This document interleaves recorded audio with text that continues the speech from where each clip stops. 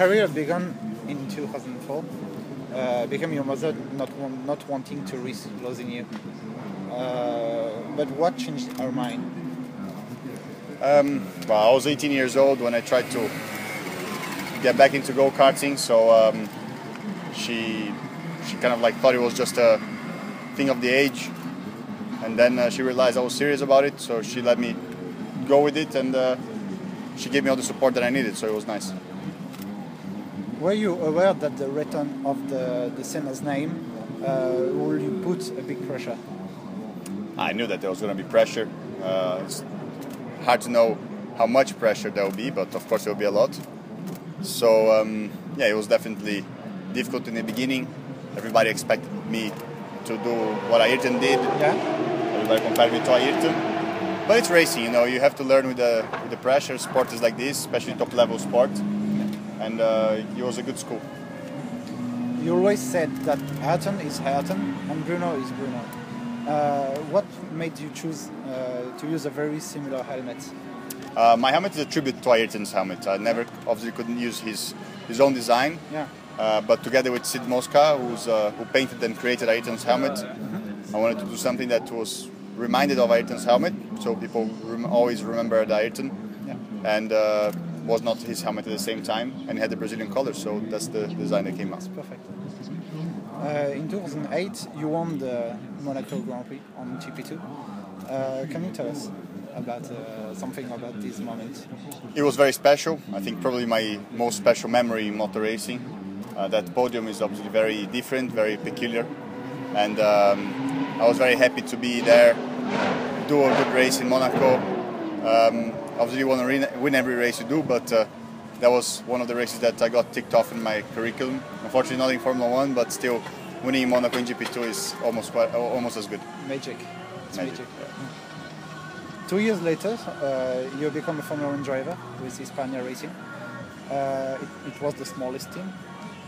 What did you learn from them? I have to say that 2010 was a very tough year. We had all sorts of problems coming from financial difficulties, but yeah, just a very difficult year, and it was, I think, a year that I learned about the systems of the car, because everybody had a unified McLaren system, but much more than that, not much. It was like racing a different category inside Formula 1, and most of the races we were racing on our own and having problems, so 2011 was a much more relevant year in terms of motor racing for me. Did you feel the Brazilian public infatuation as I had some time? Well, I got lots of support from Brazilians.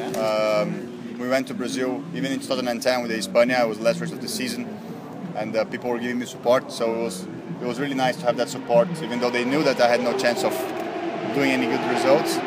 But yeah, the pressure from Brazilians is also big, and it's always two sides of the coin. But for me, the support is great. In 2012, you became a Williams Renault driver. Was it marketing, or they really wanted to choose you? They chose me. We were talking at the end of 2011 when I was still with Lotus. We were talking to Williams, and there was good chats going on there. So it came together. Everything came together. It was a good deal. But unfortunately, there was also a push to get Bottas in the car for the next year. So I had a difficult year in 2012 when I missed 15 of my practice sessions to Bottas. Yes. And of course, this was definitely a difficult time. But yeah, I enjoyed my time in Formula 1 and learned a lot. It's like Grosjean this year with Palma.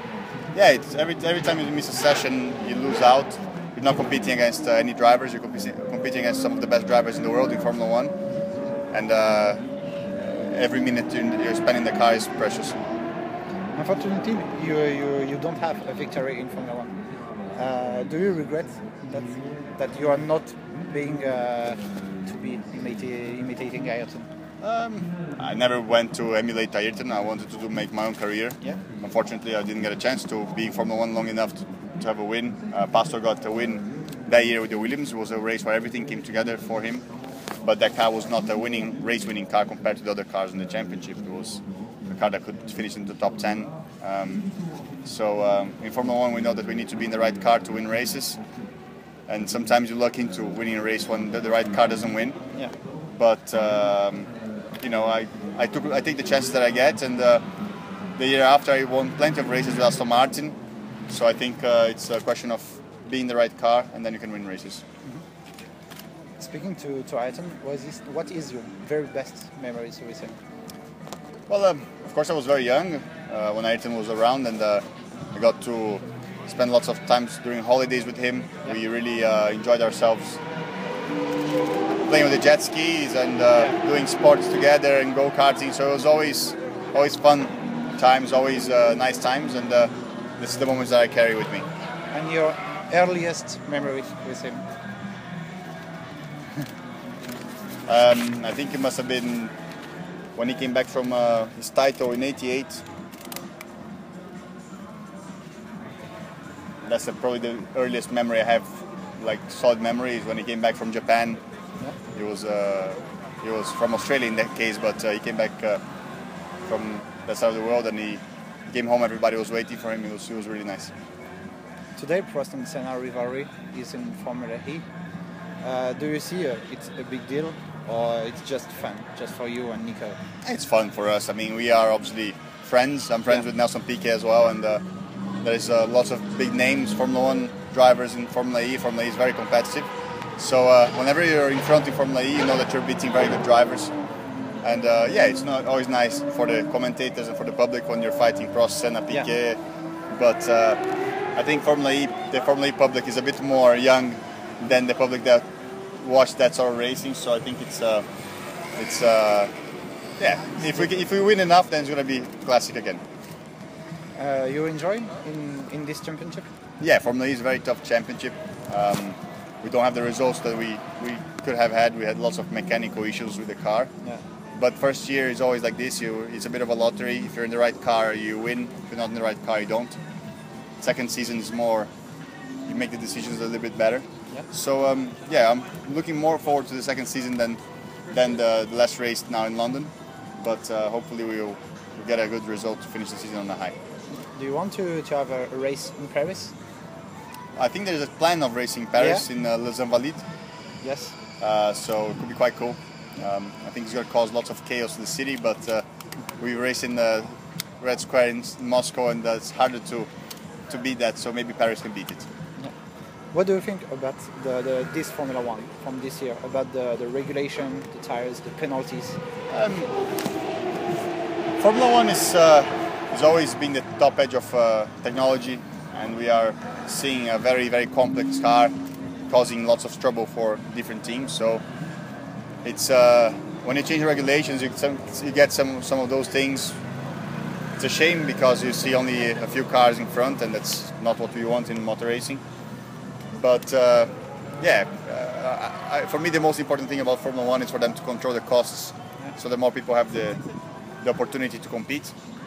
But Formula 1 is never about controlling costs, it's about who can do the best job, so it might not change. Mm-hmm. What do you want to do in the coming year? IndyCar, maybe? I think I'm going to continue doing what I'm doing. So I'm very happy with McLaren GT. They are a great team. We're developing the car, and you know, today we had a much better time than last time I raced in Monza. Mm-hmm. And yeah, hopefully we're going to have a good race today. And then next year, if I can mix McLaren GT and Formula E again, I think we have a very good, strong program. Yeah.